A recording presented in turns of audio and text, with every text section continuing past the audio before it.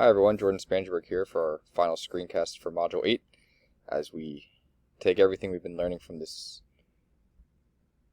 course and bring it all together.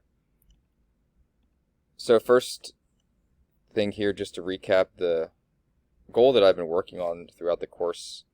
It's really twofold. So the overall problem is, as I go through my lessons in math class, students seem to understand the things that I'm teaching, the content that's being taught, but then when they go to take our school common assessment, which is really designed to mirror PSSA style questions in language, many of my students are scoring poorly.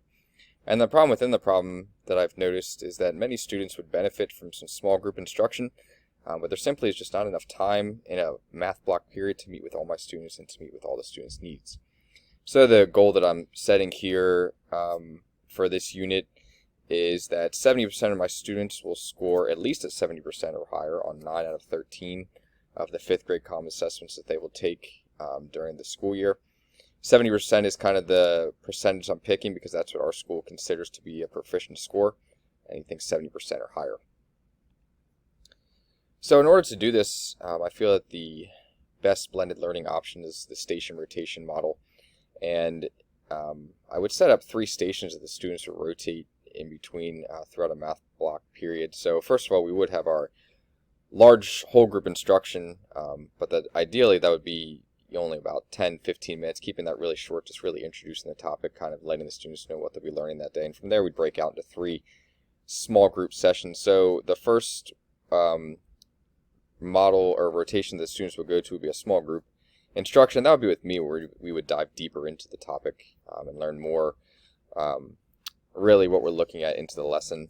And then also the second rotation they would go to would be their blended learning online option. And then finally, the third rotation they would focus on would be math facts. The goal here with the station rotation model, the reason I picked that is for the students to complete everything within the classroom, not to complete anything at home. And the reason I picked that is just looking at our school within the past couple of years, I've noticed that homework's really become an issue for a lot of students and that they're just simply not doing it. For whatever the reason might be, and a lot of it really has to do with the fact that, as we go throughout each school year and continue on, it seems as though students have just more and more responsibilities outside of school. Whether it be family responsibilities, extracurricular responsibilities, or whatever the case may be.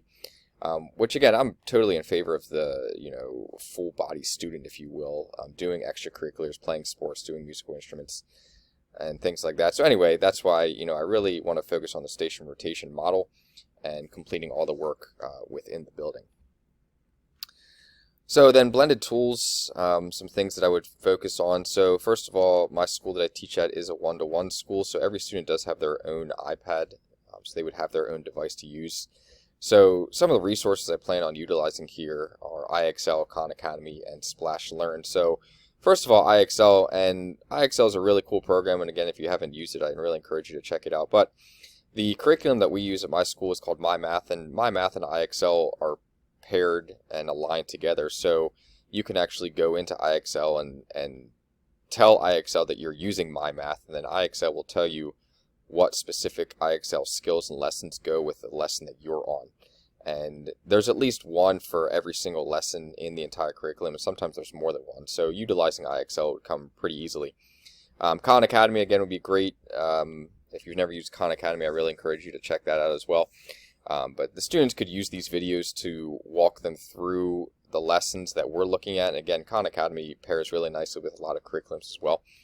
And the reason that I would be utilizing this is, again, so students could stop, pause, rewatch, rewind, watch again the video as many times as they need to, so it can help them with their online work. And again, the reason I'm utilizing this is because within the station rotation model, students won't always start with me at the small group lesson. So they might go right from whole group to their blended option. So they would need, some other teaching form to be able to look at the lesson again, just in case they need some more reinforcement.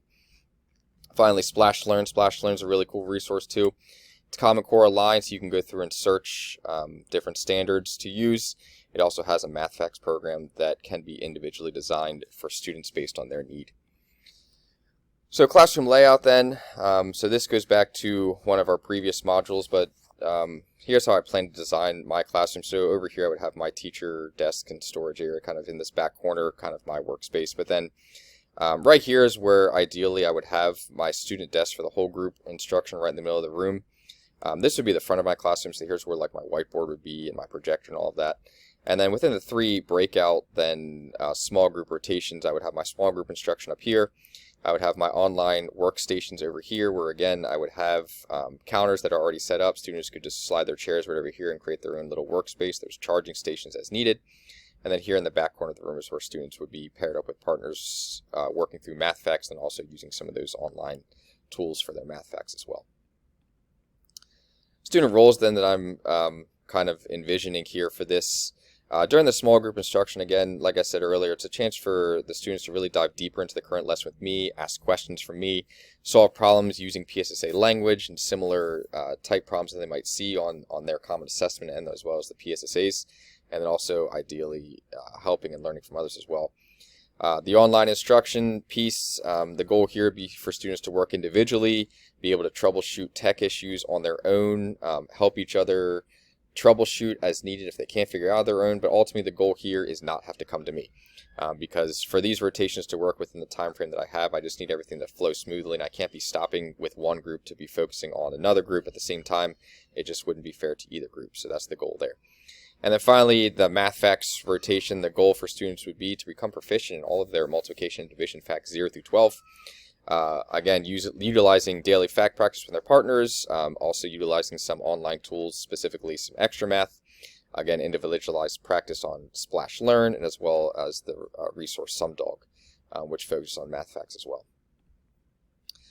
Finally, as we wrap up here, just a couple of questions that I have as we continue just exploring this blended option. The first thing again would be timing. So the way that our schedule is set up, I would have 90-minute math blocks.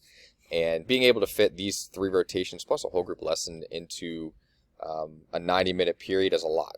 So, again, just me as the teacher, I would have to just figure out, how will I be able to manage this and fit all of this into a 90-minute session. And then also, number 2, how will students adapt to this new way of thinking and learning as we go to a blended option? If we utilize this, there's going to be a lot of time where you're working either with other students or with individually, but not directly with a teacher. And students are going to have to learn to figure things out on their own, watch the videos that I provided, using those online resources, troubleshooting on their own, and just, getting out of the habit of just coming directly to me first. Because again, I'll be wrapped up with other groups during that same time period as well. So students are going to have to learn and adapt to this kind of new way of thinking and learning. And then a couple of, aha moments that I had. So the first one here, a lot of these blended resources that we've looked at, I'm actually already utilizing some of them in my classroom, and hopefully a lot of you feel that way as well. So, it's not like we have to go reinvent the wheel. It's not like you have to go buy a new program or anything. A lot of these resources are free to teachers, and they're readily available for, anyone to use as needed. And then finally, number 2, back to my classroom setup. The way that I designed my classroom for the previous module and that we looked at the previous slide, that's pretty much how my classroom is already set up right now. So, in a way, my classroom is already set up in a way that can accommodate the station rotation model for my students to use effectively in a blended learning classroom. So just 2 things that really stuck out to me. So again, as we wrap up here, Module 8, just kind of bringing everything all together. I really look forward to your discussion and your feedback.